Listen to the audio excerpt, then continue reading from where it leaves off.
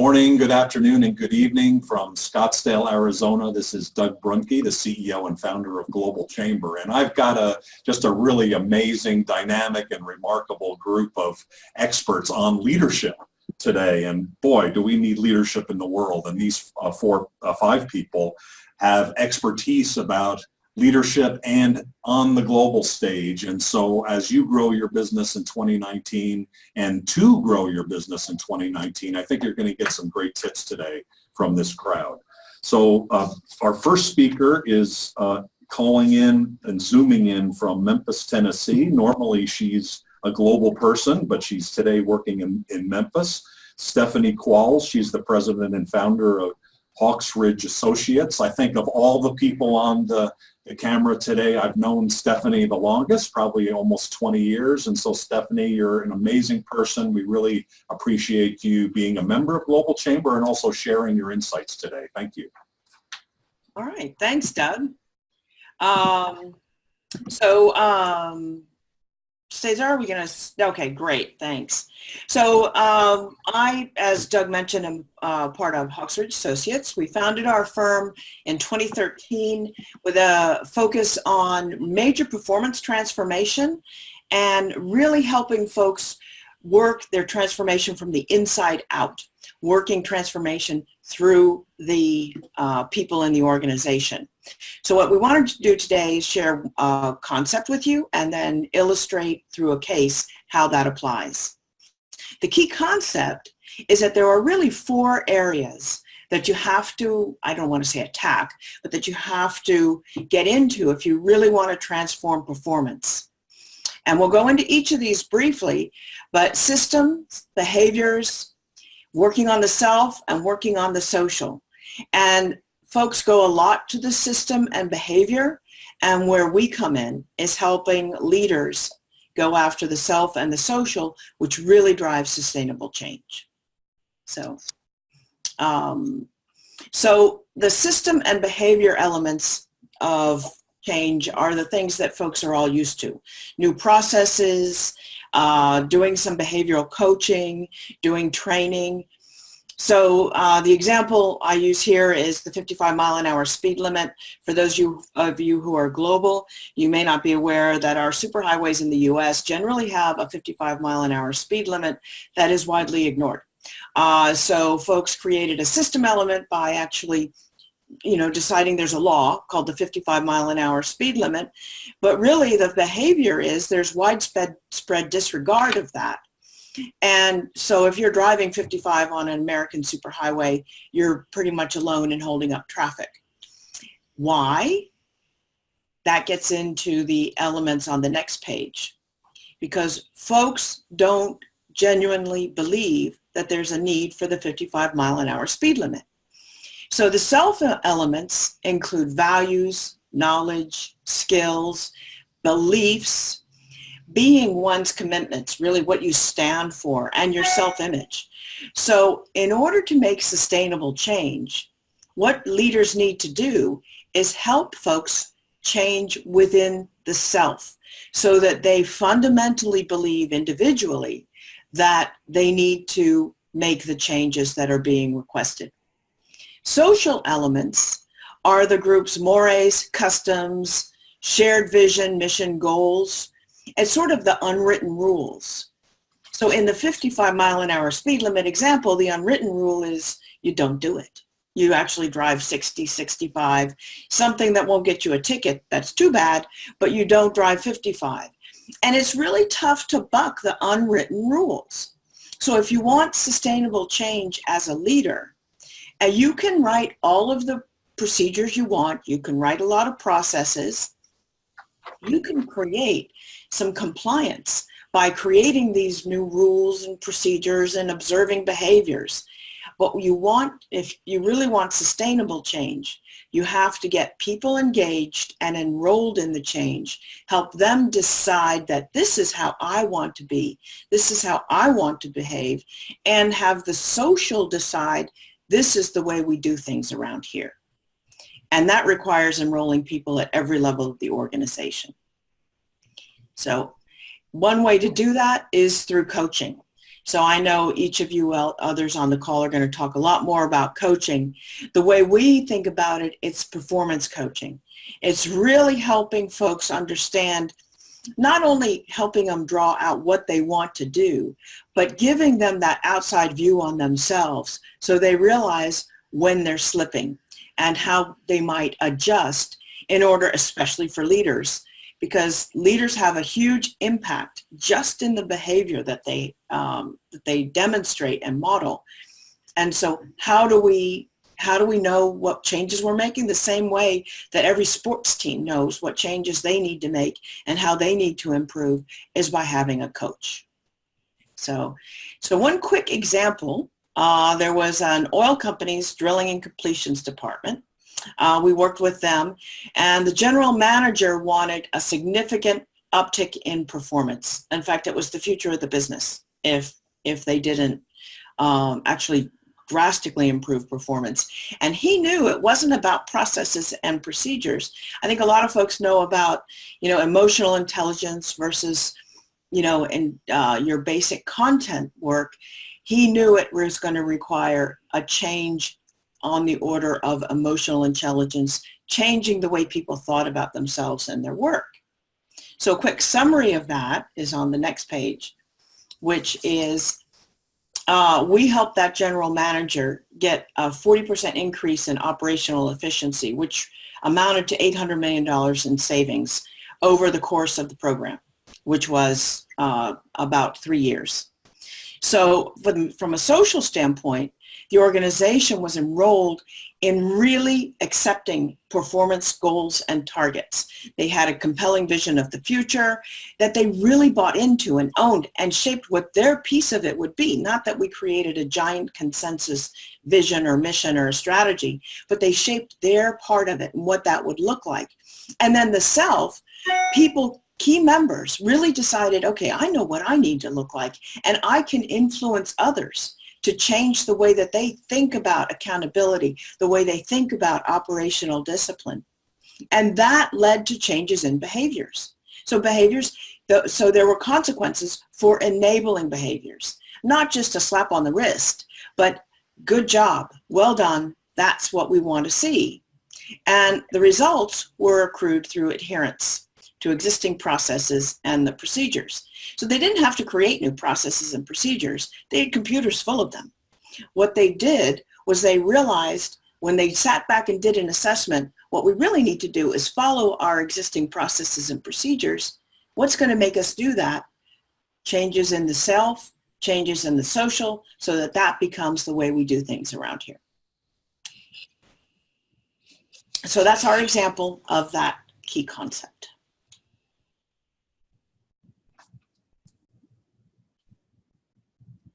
Very good. I thank you very much, Stephanie.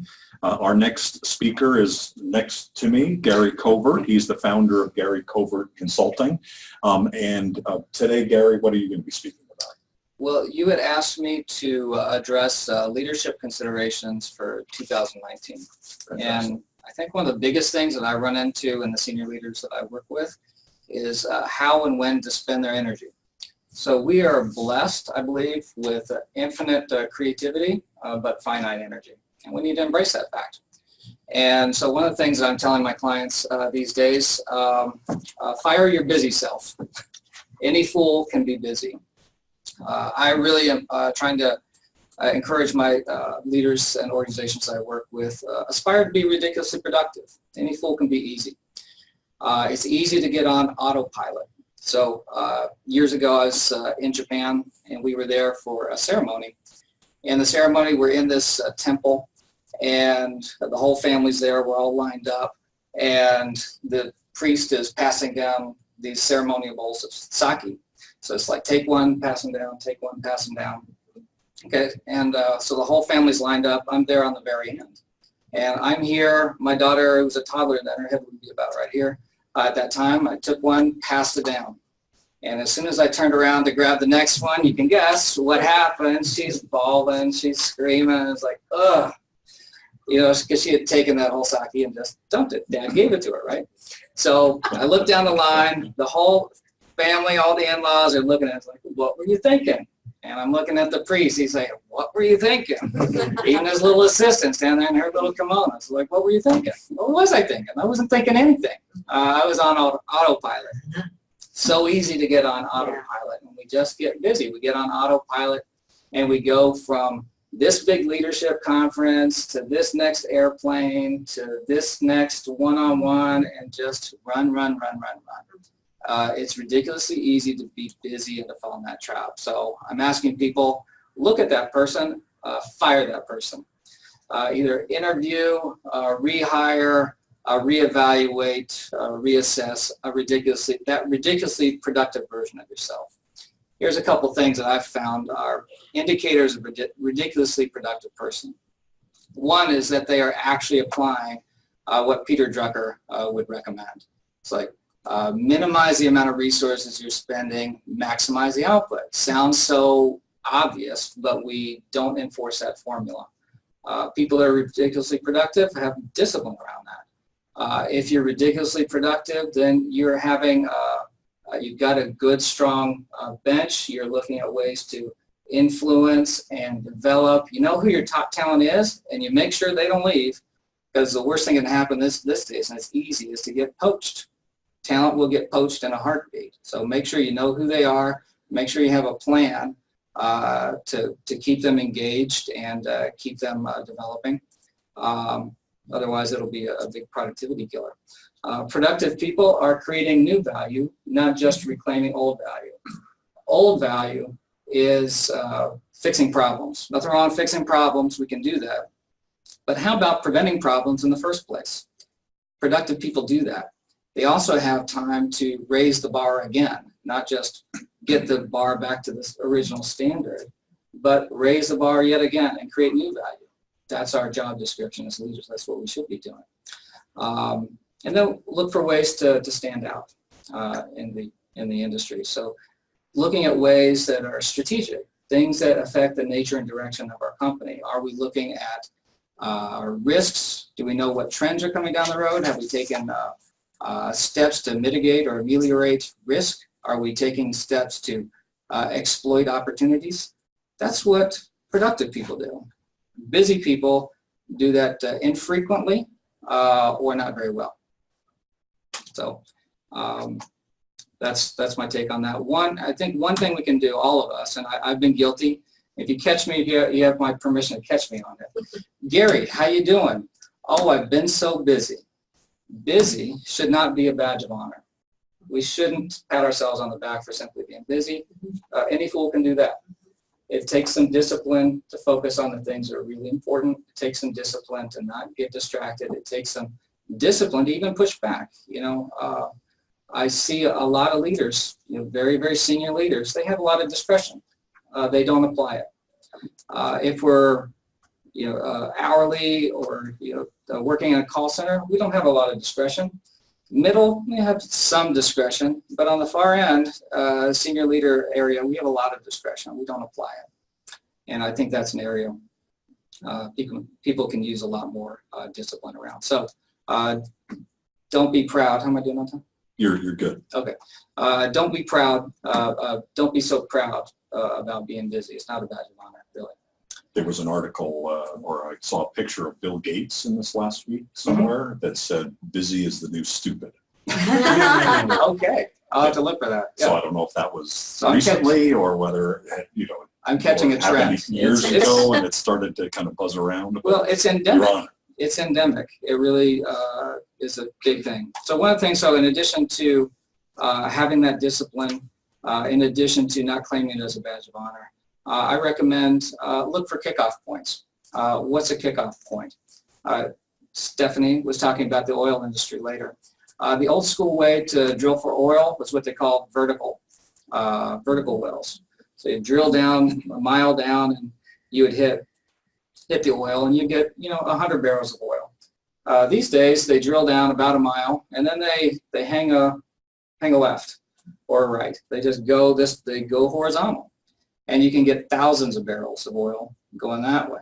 Dramatically different. That transition point, that's called a kickoff point.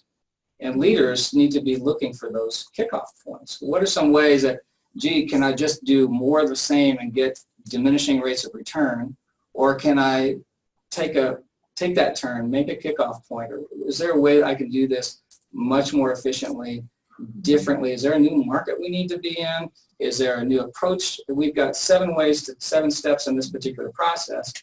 Do we even need to do it? And do we need to do it in 7? What about 5? Can we do it in 4? Things like that. That would be much more productive. We have some questions coming in, especially around the autopilot piece. So let's hold that and move on to our next speaker, who I believe is also in Arizona today, Michael Tucker down in Tucson.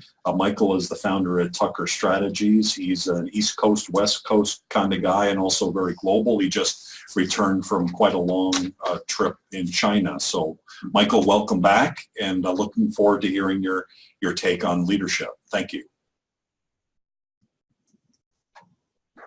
And there we go. Go ahead. All right. Good morning, everyone. All of you across the world. Good morning, Doug. Thanks so much for having me. What I'd like for you guys to do is to just take a minute to imagine something. Imagine a world where technology is driving everything. Technology is creating your food. Technology is telling you what time to wake up in the morning. You are being driven by automated cars. We're talking about that now. You are experiencing a different reality of what it is to be human. And that's what I want to talk about today. The type of work that I do with my clients is very visionary in nature. And what I mean by that is the world is changing. Humanity is changing. Our social structure is changing. A lot of us are feeling this. We're seeing this, and we don't necessarily understand what we're feeling or seeing or hearing, but what we know absolutely is that the world is changing. And what I mean by that is we're seeing trends, of course, in big technology with artificial intelligence, with the Internet of Things, with this crazy thing that we're hearing about called blockchain. The world around us is changing. And so what that means is that as leaders, we have to be a little more visionary in our approach. We have to be a little more imaginative and creative. We're at a point now in history where humans are, for the first time in human evolution, we are actually conscious that we're evolving. Meaning that we're aware that these things are happening. Every time you pick up your phone, every time you talk to Alexa, you experience a shift. Every time you have to slap that phone out of your kid's hand at dinner, you're creating a shift, and it's affecting us. And so as we shift, as we evolve as humans, what's starting to happen is almost the sense as humans, we have to justify our existence in a way. That's what's starting to happen with so much technology and so much change. And so what you're seeing take place around the globe is it's very silent, but people are asking bigger questions. Who am I? Why am I here? According to author and speaker Kai-Fu Lee recently wrote a book called AI Superpowers, China, Silicon Valley, and the World to Come. Over the next 15 years, we're going to lose 40% of jobs in trucking and retail and all of these different types of places. And so what's starting to happen is business leaders have to begin to look at that, look at the future, and to imagine a workforce that is doing things that only humans can do, like using the imagination, using creativity, bringing about great art and social programs and progress that will evolve the species forward. We're in a place now where we can't just think about the status quo. You know, GDP is the only thing that we think about. We have to consider as business leaders, how is the company not only evolving and growing as a company financially, but how are we growing and evolving socially, and how are we connected with the planet, and how we're connected socially with the other members on the planet. And so the work that I enjoy doing with my clients is really around tackling these questions. How can we build and create a culture, a company for the future? Where do we have the opportunity to explore things like empathy? What types of exercises and practices can we introduce into our company that allow us to be a little more creative? So I was in China recently. Doug mentioned there was two parts of that trip. So one part was a very business-focused part, and another part was actually volunteering with a organization called the World Academy for the Future of Women, where I was working with college-aged young women and supporting them in becoming leaders. What I want to talk about, though, is the business side of this trip. And the company that I was working with is Foxconn. If you're not familiar with them, these guys are the largest contract manufacturer in the world. They make all the iPhones. And their biggest concern of their leaders right now is it's all about helping the employees be more creative, helping them develop these soft skills, helping them use their imagination more.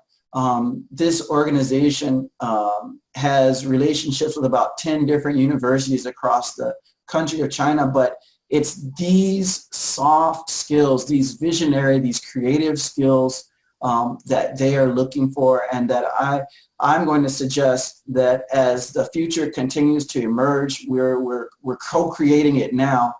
These are the skills that our leaders are going to need to cultivate in themselves and ensure that they cultivate in them and their employees if they're going to truly move the company forward and move humanity forward.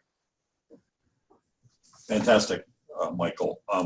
I've been writing down some of the key words that I've been hearing, and during yours I heard empathy, which reminded me of mindfulness. The technology changes, the different reality that's out there. The word shift has come into play, I think, in all three conversations. The concept of being busy and technology changes and getting a change amongst lots of things going on when people are in autopilot. These are really significant challenges, and so thank you for bringing these up. We do have questions coming in, and so as you have questions, please send them into the chat box or text them in. And our next speaker is Susan Gittenstein-Asadi. Susan is the co-founder and chief media strategist at GAPR. Like everybody who's speaking today, she's a multifaceted person, both in business and nonprofit. And Susan, thank you for sharing your insights today. Thank you, Doug, and thank you, Cesar, for setting this up. I'm really pleased to be with this very smart group of people. And I think there's a lot of crossover, but just to segue from Michael's comment about Alexa, I mean, when my work is focused on how you get your message out, and so my core practice has been more traditional media, but I use other channels as well, Twitter, LinkedIn, and some Facebook. But my comments are directed towards, if you have a message, how you're going to communicate it. So if you're working with a leader, is the leader representing their company's brand, or are they representing their personal brand? So, I mean, I think that's very important for a leader to figure out, and whoever their communication team is, because, the last thing a publicist or a PR firm wants to do is represent everything all the time, right, Doug? You can't represent 50 messages at once. So one of the key things I always say when I'm working with people is, number one, Alexa can't come up with your brand. That's one thing we still have. You can come up with your own brand, and I think that still uses the skills that people have. So number one, that's your first question. So my next question is, what is your channel of communication that you're going to, amplify that message out, and what is an effective way to do that? So I think you need to start by asking, where do leaders of your peer group, whatever peer group that is, want to be referenced? And that can be a starting point. You know, for example, most of my clients want to be in the Wall Street Journal, appear on CNBC, or be in the Times of London. I mean, that's what they care about. But, you know, whatever leader you are or whatever leaders you represent or coach, they need to know where they want to be. So the leadership team, you know, the communications team for a leader, you know, is tasked with how are they going to get reporters or journalists to pay attention? Whatever the target media is, how are you going to get them to pay attention to your story? And as a publicist and PR firm, that's what we do for our clients. So, you know, you may be in a situation where the leader can afford a PR firm, or they have a very good internal team, or they may be doing it by themselves. But all of these factors are important for however you go about communicating it. So there's some very basic do's and don'ts. Number one on the do's, position your story, whatever it is, your message, so it has a broader appeal beyond whatever your vertical universe is. Think about what will make your story, your product, appeal to someone outside your industry. So you don't want to speak like, you know, I used to work for PBS McNeil-Lehrer, and Jim Lehrer used to say, stop thinking inside the beltway. You got to think broader, because when you're on CNBC or in the Wall Street Journal and you're talking about technology and you start speaking in this tech language, people have no idea what you're talking about. So one thing it helps to consider is, what are the universals of your message? You know, what would appeal to people universally? Okay. In order to get coverage in interviews with the media, you need to create urgency. Why is your story or message a resource and important now? Why are you relevant now? You have to look for issues in the news cycle that make your story important, because as we've all pointed out, the world is changing and all the resources that all these major medias or even the social media are reduced. So you need to make your idea the most important idea. Some don'ts. Don't expect the general public to be immediately interested in your story. You need to make the story sticky, sexy, important. Whatever you do, you got to make it the most important thing, that whoever that person is on the other end of the phone, or who you're having a drink with, or who you're having coffee with, you're trying to sell the story to, it's got to be the most important thing they've heard that day. And as I said earlier, don't speak in acronyms. Don't speak in scientific abbreviated language, because people other than the people in the room that you go to the conference call meeting every day probably won't understand what you're talking about. And again, I'm talking big picture, national, global media. Okay. And again, I do tend to refer to McNeil-Lehrer a lot, because that's where I started doing PR, and I do PR like that. That's what's important to me. Even though it's an old, stodgy, boring show, I think the principles that Robin McNeil and Jim Lehrer had are very important. And Jim Lehrer used to say, and I'm repeating a concept again, you want to get whoever, Gladys, out of the kitchen to come over and look at the monitor on CNBC. Because if you're competing with the CEO of Jeff Bezos and, you know, Elon Musk, and then you go on, you better be saying something pretty interesting. Okay? So I think that point is pretty clear. Okay. So if you're doing thought leadership, and whatever that message is that you're doing thought leadership with, how will you develop your story? How will you craft that story? Will it be in stages? Or are you going to come up with one fully developed idea? Will you do it through public speaking? Will you publish a blog? Will you publish on LinkedIn? Will you publish in tech journals? You've got to decide that. I mean, your internal communications team has to decide that, or you hire a good PR firm and they help you do that. And then you got to look at what is the breakdown of the message. As I said earlier, you don't want to give everything all at once. People have much shorter attention spans, and there's a lot less room to say what you want to say. So I always say the rule of 3. Come up with 3 bullets and repeat it 3 times. It's very important, because your audience will probably not retain what you're saying, so it's good to do that.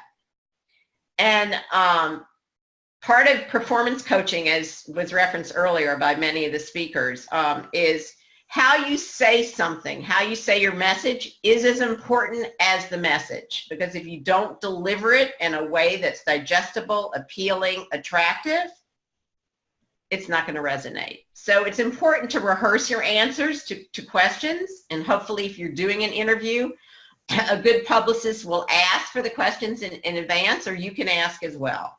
okay? And be simple and clear how you answer questions.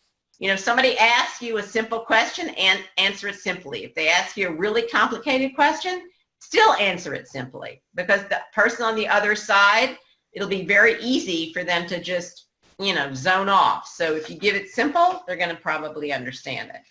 The other key thing, I have like 2 more points here, Doug, is listen. Listen to the interviewer or whoever's asking you a question, because the key thing is if you don't listen and you're already busily, as Gary says, busily thinking about the next thing, you're going to miss the response needed by the reporter.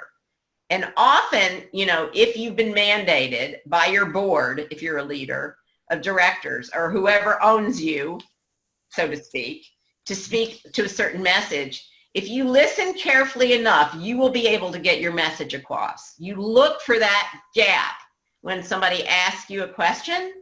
And, you know, often a publicist like myself can be on an interview and help you find that gap, but don't try to answer the question that's in your bullets right away. Listen to the question, answer it simply, and if you feel you have to say something like, yes, we're being bought, you know, we're merging with company A, you know, or yes, you know, we have a big crisis and we're not discussing it. Whatever that point is that you have to say, try to find an opening, because often a reporter has a list of questions and an agenda, but you can often find a way to inject that idea. And then the last point, you know, just to pivot back, you know, ideally in order to execute well on all of these things, it's good to have an expert on your team. So if you're going to hire a PR firm or a publicist, you've got to look at ways to acquire somebody like that. I suggest you go by reference. It's the best way to get a publicist or a PR firm is referenced by somebody you know and trust. Don't go on, you know, these Forbes or Fortune or Wall Street Journal lists or whatever. Have a friend who has another company similar to yours, and they will tell you, frankly, whether they worked or not. And if you don't have that reference, you can look at your peer group or companies similar to you, and if they've gotten good coverage in the Wall Street Journal, find out who their PR firm is. And lastly, you can always follow them on, you know, LinkedIn or Twitter and see what they're talking about. And if they're smart, and they're smart in a way that appeals to you, that's probably a good person to hire. So that's my points. Thank you, Susan. Trusted advisor and trusted advisory is such a critical part to what we do. And you know, when you look at all of your capabilities in our global tribe, it's certainly something that we spend a lot of time on in selecting people who are have high integrity, have strong capability, can work across cultures, and these are really critical things for our tribe. So thank you. That's a very important point. And thanks for all of your comments. Our last speaker, before we run into the Q&A, is Monique Dagnon. She's the founder at MD Consulting. I was just speaking with one of our members from Argentina, and I know you had connected up with them and are very happy with the work that you're doing there. Monique, you have a little bit of a different take, but also I'm sure some similarities to what you've already heard. So we look forward to hearing your ideas today. Thank you. Thank you, Doug. Hi, everyone. And Cesar is pulling up the PowerPoint. Thank you, Cesar.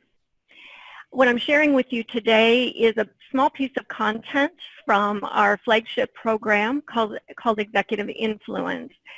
And I hope the title of the slide doesn't shock you too much, but if you move to the next slide, Cesar, we will talk about 7 behaviors that do indeed derail you from your leadership duties.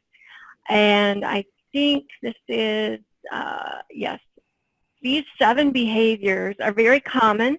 We don't have a lot of time to go into each one of them today, but I'm going to challenge you afterwards when you receive this presentation to look at these 7 behaviors and pinpoint which ones you might be struggling with. Now, a lot of people think they aren't struggling with any, but you'll see an example here in a few slides that one of the senior VP of sales came to coaching thinking that he didn't have any trouble with these, and we pinpointed 4 of these behaviors that were derailing his leadership skills. So if we'll go to the next slide, you can see more specifically how these distorted thoughts can impact you as an individual, and then a team that you may be running, and then the organization as a whole.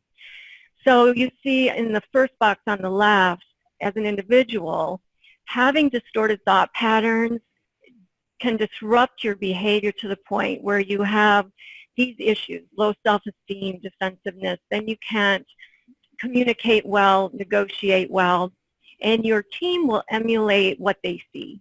So whatever behaviors you are displaying will be passed on to your team. And then you have the team in the center box with these behaviors of low productivity, conflict, just really unable to be productive and effective in the workplace. And on a whole, the organization then suffers, because then you've got multiple teams working in silos, unable to communicate. They're not aligned strategically. And next slide, please. So I said in the beginning that this puts your leadership at risk. So let's look at how to mitigate that.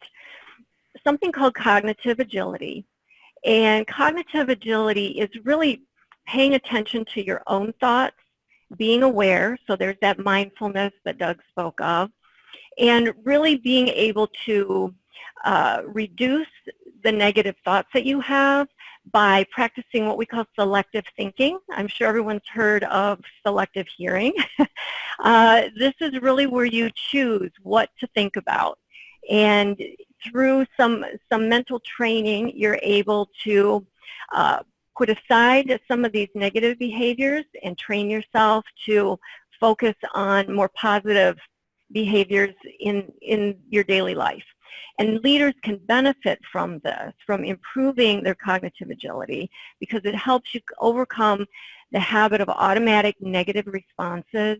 You're more focused, more centered, so you can understand different perspectives very quickly. You learn to be proactive in the way you react and eliminate some of the reactive behaviors that you might have from these disruptive thoughts and behaviors. And enhanced problem-solving skills. When we can communicate better, when we're coming from a place of being mindful and more centered, we can solve problems, we can collaborate better. Next slide. Now, it's one thing to be aware that you have some of these distorted behavior patterns, but then what do you do about it? So there are strategies to help you reframe some of these thought patterns, and there's a lot of work and research that's been done around this. The final slide, you'll see a bunch of resources that will help you get more information on this, but in a nutshell, there's something called cognitive reframing. And this is where you learn to shift your perspective and become more open at other people's perspectives. You start to imagine new outcomes for the situation you're dealing with. And mindsight, which is building that awareness, being mindful. And then putting your thoughts on trial, really questioning your thoughts before you consider them to be accurate and before you allow yourself to act on those thoughts. Next slide. And this is a brief case study from the Senior VP of Sales that I was telling you about. Now, when he came to coaching, he was having all these issues with himself and his team that you see on the left. A lot of customer complaints, internal roadblocks. It all boiled down to reduced sales. He came into coaching thinking he didn't have any problem with those 7 behavioral patterns that you saw earlier, and we identified 4 of them. So after some work in coaching, you then see the outcomes on the right-hand side. This is for himself and his team, which ended up rolling up into increased sales. Next slide, please. Now, that was a lot of information that I threw at you, and I apologize for that. But here are some resources to help you out if you want to do a little more research about this topic. The top 2 resources are how you can reach me and also take part in a complimentary leadership webinar that I offer that touches on a little bit of this. The rest of the resources are thought leaders in the field who have a lot of tools and techniques out there and strategies that you can use if you're not in coaching, if you're trying to do this on your own. Thank you very much. Monique, thank you very much. We have a lot of questions, so we're going to try to do our best. And so I just counsel everybody who's answering just to stay as crisp as you can. And what we do after this one undoubtedly is that we'll have a blog post and we'll have opportunities to fill in additional information. So you don't need to handle it completely now, but we will have the opportunity to handle it in the blog post. So I'd like to start with one of our favorite global collaborators, Athena International. Christine Quaid has a question, and it's on authenticity as a leadership characteristic. What's your thought there? How important is that? And it's sort of, let me combine that maybe with another question. Are there leaders that you follow? And for me, it's Elon Musk plus minus. There's some good things and bad things, and so probably each of you have some things that you look for, and Elon Musk, if nothing else, seems to be very authentic, and so that's why I was thinking, is that leadership? What do you think of that as a leadership characteristic? Who would like to take that one first? Don't be shy. I'm happy to start. Okay. I think when we talk about enrolling your team and getting and influencing the self and the social to change the way people work, the only way it can be done is with an authentic leader. If what you're doing is a do as I say, not as I do kind of leadership style, if what you're doing isn't genuinely what you believe is crucial, and if you give bad reasons that are false, your people will know it. It just won't work. Okay, that's pretty straightforward. Can I add on to that?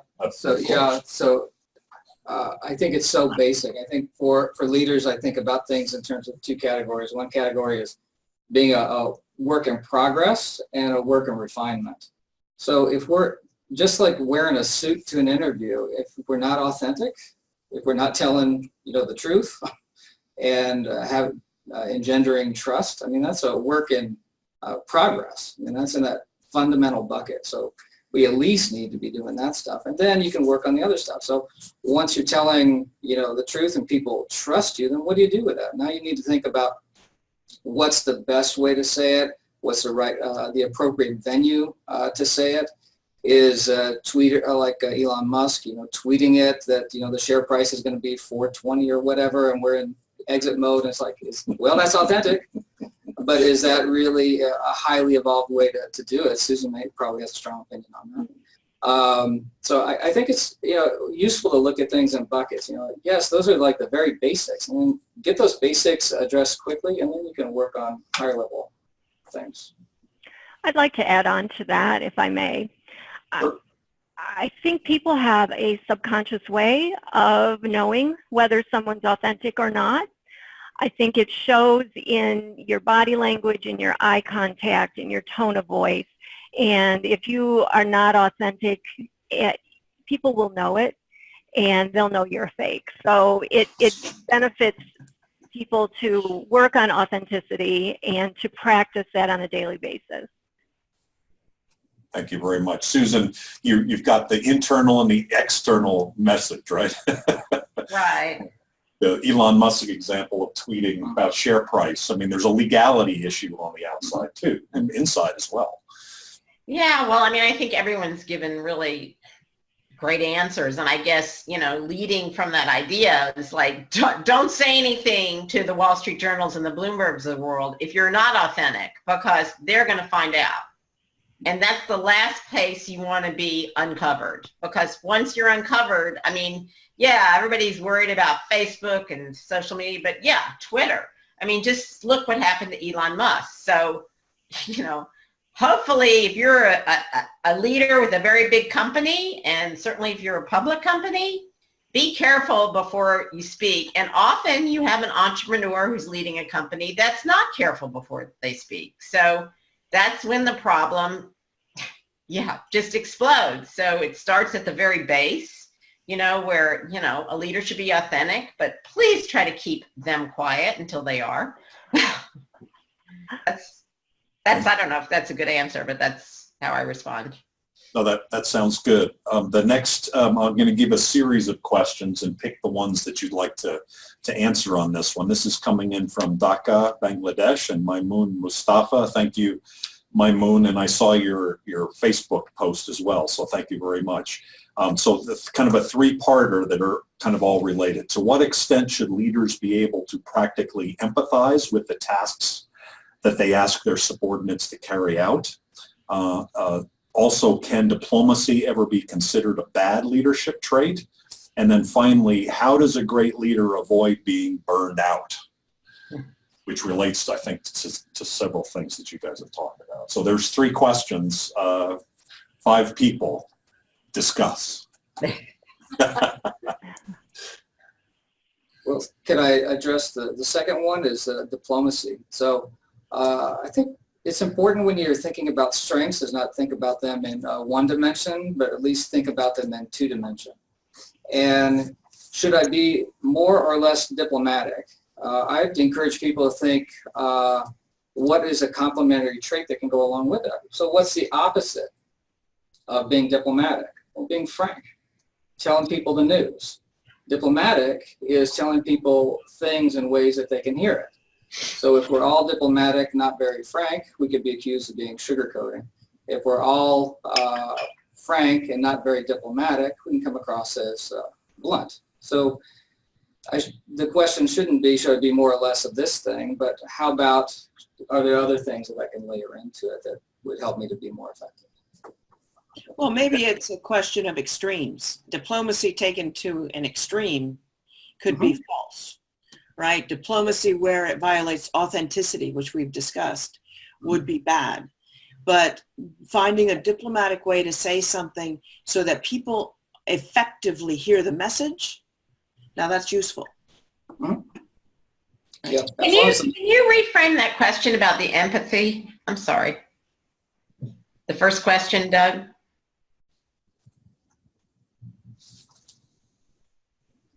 To what extent should leaders be able to practically empathize with the work that the people are doing, with the tasks that they're doing? I presume be sensitive to overworking them, and not pushing too hard. Elon Musk, knowing people that work within Tesla, he pushes people incredibly hard. They work very, very long hours, for good and bad, right? So is that leadership? Is that a good thing or a bad thing? Well, because that question piqued my interest. And I would say sort of, repeating what Stephanie says, it definitely has to be done in moderation. Clearly, a leader has a vision and a need to execute on certain issues. But if they're not empathetic, and I've seen it so many times with my clients, is that the team, both, supporting them, whether they be male or female, just atrophies. The whole company falls apart. And I see it often where they do the Elon Musk style, where they're just sort of, leading a military brigade out there. And I don't think it works. I think it definitely has to be handled in moderation. Oh, Susan, I couldn't agree more. And if you're not careful, if you don't have that empathy, you totally undermine accountability. Because you have to understand what you're asking of people, and they have to have the confidence that you know what they're doing. Not because you need to, if I'm leading, when I managed a plant, I didn't know how to tear down a pump. I just knew what it took to tear down a pump. I couldn't do it myself, but I knew that it was going to require a certain amount of time, certain tools, and I made sure people had those. Otherwise, there's no accountability in the system. Yeah, I would like to jump in here. Use a military example. I spent a number of years in the Air Force, and one of the things that's really important is to know your people.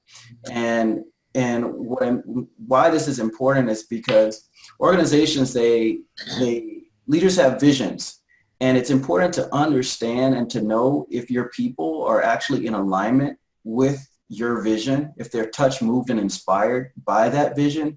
And I think what you'll find is that those individuals that are fully in alignment with that vision, you'll see a level of work ethic, I guess that's the word I'll use, that's that it's unstoppable, right? I mean, you talk about Elon Musk, the guy probably doesn't sleep, right? Because he is inspired by what he's creating.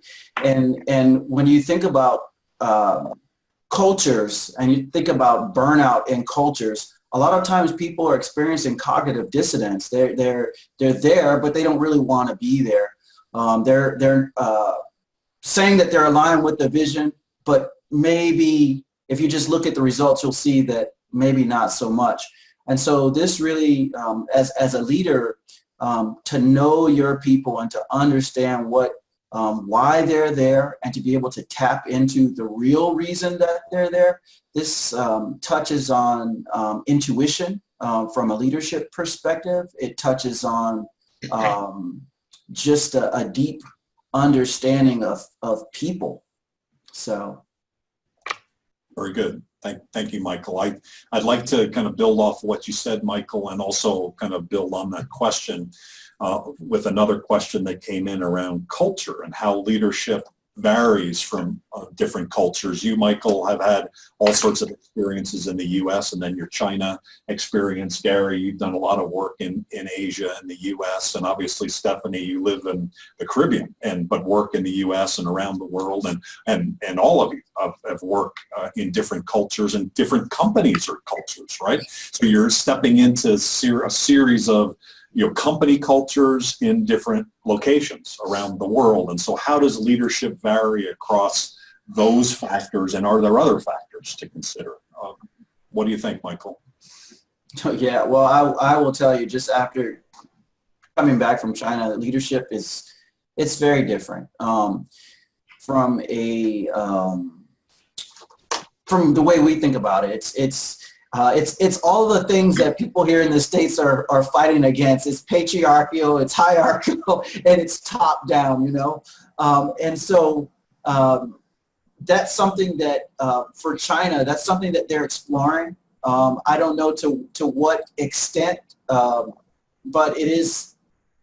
That's where that country is in general, and I would imagine there are organizations. There was one organization that I ran into there. It's called DSM. It stands for Do Something Meaningful. And these guys, they're in a lot of different industries, and they're all about being meaningful with their work. And so with that, they're exploring new ways of leadership. So I would imagine that across the globe, I mean, China's just one place. If you're planning to do business there, that's a number of you have done that, so you could probably relate to that. But more and more, what I've seen just in my travels is people tend to kind of stand around for the most part and wait for you to tell them what to do. And this future economy, this future state of business, this idea of innovation, creativity, taking initiative, that's the future. And so you're seeing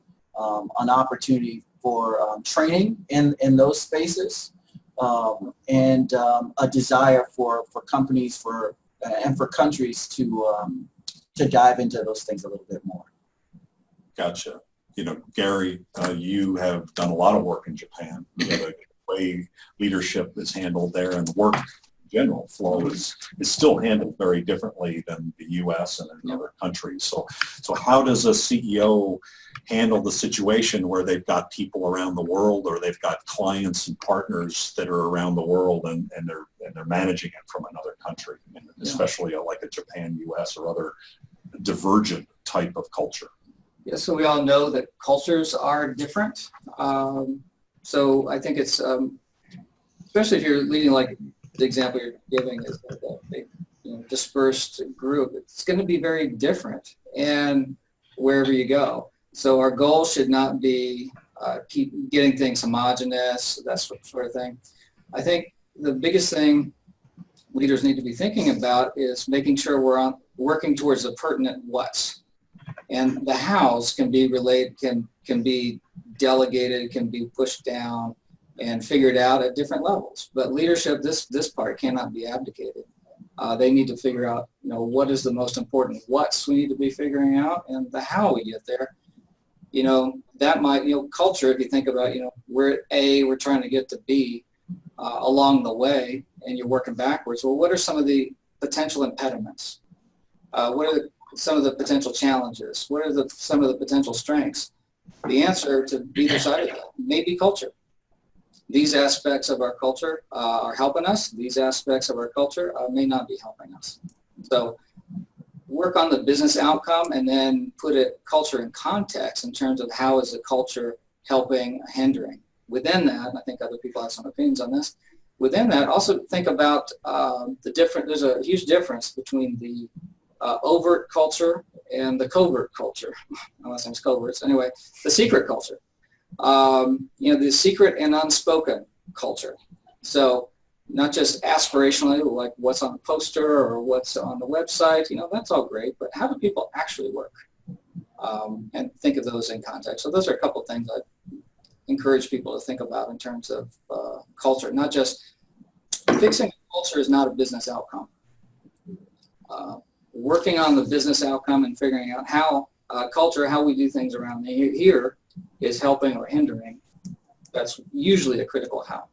Does that make sense? I think it does. And then, so either Susan, Monique, or Stephanie, regarding how you would suggest one of your clients who's a CEO that, the how part of what Gary talked about, that's really actually what do you do, right? Do you go out after work with the people and get drunk and have that whole nemawashi activity? Do you sit as the leader at the end of a row of desks like they do in Japan, right in the midst of chaos to demonstrate, involvement? How do you get in front of people, or do you recognize people in front of others? Those are the hows of leadership. And so how do you recommend the people that you work with, maneuver that country to country, culture to culture? I think it has to be done very carefully, very strategically, very diplomatically. It depends on the culture and the situation, and when I'm coaching a client, it's a conversation that we have, looking at all the different aspects. I don't know if there's a surefire answer that will fit for every situation. Yeah, there is no silver bullet. I'm with you, Monique. And Gary, I think that you hit the nail on the head. It's about business outcomes. And what we find is that working with folks and helping them focus on the business outcome and how to achieve it can, within the context of the culture, is the key. So working in Colombia, which is a very actually hierarchical system, but once we had alignment and enrollment of the people in the business outcome that we wanted to achieve in this refinery that I'm thinking of, we had a huge change in the actual performance. And that was because folks started to speak up when they didn't think they were allowed to speak up before. And folks started to challenge each other on safety, where they didn't challenge each other on safety before. They just accepted these flaws as it had to be. So you can, within the context of the culture, shift the thinking about the outcomes and how they need to be achieved. Gotcha. And it comes back to authenticity as well, right? I mean, the importance of that. And some of that authenticity is understood that, that guy is acting like a Japanese or a Chinese culture or whatever, and there's some understanding of that because at least it's authentic in their acting. Sorry, Susan, it looked like you No, mentioned. I mean, just to, and my ideas, is evocative of what other people have said, but I would just say, leaders must listen to the temperature of what's going on in their companies. And what makes me nervous is so many companies now have those executive teams, and those executive teams, whatever they call them in different companies, make all the decisions, and all the decisions are imposed on everybody else. So the rest of the company does not feel engaged or participatory in what's going to be happening with them. So I would say that, if somebody like Gary comes in, or Stephanie, or Monique, or Michael, I would say to those team setters, let's break those executive teams down every once in a while and have some real people come in here and say what's going on the assembly line, you know, and that's how you hear. I mean, you know, I just heard a major person at one of my clients left who is a top leader in that company. And so everybody below is wondering what happened, and it's not a public company. I don't want to say much more, but clearly there must have been signals going on. Why is that happening? You know, and that happens in companies daily because of what's going on with the economics of what's happening. But it's usually people don't feel like they're part of the system. They're not part of the decisions being made. So. We're right at the time, but there's two more questions that I want to get to. So let's just be cognizant that one's a fairly small question and one is a potentially big one, but let's try at least to address it at some level. So the first one that's relatively easy is there an app for this?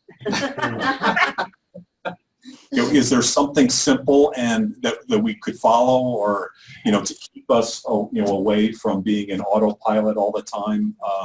You know, there's the Calm app, right, which I still haven't decided to pay for yet, and it seems like the same thing. Yeah, but it seems like that's an important thing. But are there things that you suggest to people? It's like, you know, you just need to go to the leadership app once a day, and suddenly you'll be amazing. Yeah, I would say the best app there is you, and taking some moments at the start of your day, during the day, at the end of your day, to just be present. That's the best app there is. 5 minutes, 15 minutes. And it's ongoing. It's a journey, right? It's never going to end. So it's about changing those behaviors, and that happens over time. Gotcha. Yep, that makes a lot of sense. The people who I've heard speak about Elon Musk plus minus is like, wow, the guy's amazing, so much bandwidth, he's so authentic, and then there's some negative things, but you know what? You know, they go back to the vision, or they go back to something else that keeps them on, keeps them hooked in. So there's an authenticity there, or some other factors that keep it going. Very good. Well, here's the last question, and it's potentially huge. So, but let's and this is from you, actually, Susan. So I would like to bring up that question because it relates a little bit to what Michael said about China has a certain way of leadership of top down, and a lot of the reason why I started Global Chamber was how I saw people treated differently within the company based on gender and things like that. So there's a Me Too movement, you know, in the United States and in Europe and around the world, you know. So how does that, which either thought of specifically around gender or maybe more broadly around treating people in either a uniform or special way, I'm not sure how particularly to articulate that, how is that impacting leadership? Susan, you want to start on that one? No, I think about it all the time because, you know, I know it's having some impact because I sense that, you know, the dynamic between men and women has certainly changed. I think there's a paranoia and a lack of trust on both sides, and I don't think this is a new dynamic, that men and women have had different issues and ability to be successful in their careers, but the way it's being handled now and all these, you know, huge lawsuits and, you know, big party names in the public, people are very nervous. So I know it's having some impact. I'm not in the position that Stephanie, Michael, Gary, and Monique are in, where I'm actually coaching leaders, but I'm sure they're dealing with it. And I'd love to hear, you know, what everyone has to say about it. Seems to me important. I'm coaching some senior HR leaders now, and I made the comment to one of them the other day that the HR departments are not what they used to be. They have had to grow and shift and take on these newest issues. We've never had these before, decades before, and they're aware. Companies are aware. They're trying to work with HR to take action and see what can be put into place. The bottom line is that their people need to come to work and be safe and feel that they're in a safe environment And that is what lends to creativity and innovation and true leadership. If your people are in a place where they feel safe mentally, physically, emotionally, they will give you all they've got. And so I do know that at least with the clients and the companies I'm working with, they are taking action to try to put some things in place to make sure their employees are safe and happy. That makes sense. Well, very good. Really appreciate all of your comments about all these things. This is a topic obviously we could speak around the rest of the day, and you guys, you're so knowledgeable and capable. So, but we're going to have to end it right now. So, and I understand there's a number of other questions both that I see and that are coming in that will follow up in the blog post. That'll likely be sometime next week. And so if you've got additional things that you'd like to hear from any of our speakers, please send your questions in and we'll have them addressed either privately or more publicly. Our next event is next week. It's a really interesting one around exporting and kind of a global what's happening in the world in 2019 from an international business standpoint. And we have 5 superstars like we've had today around that topic. And so I encourage you to listen in, because as we're kind of hearing in the news, there's changes going on in the economies of China, in North America, and in Europe that we should be right up on, not just from an economic standpoint, but the trade agreements are changing, and so you need to be aware of those. So again, thank you, Gary. Thank you, everybody, for being part of this conversation today, and thanks for being parts of Global Chamber. And all of the attendees, thank you so much for your time as well. Take care.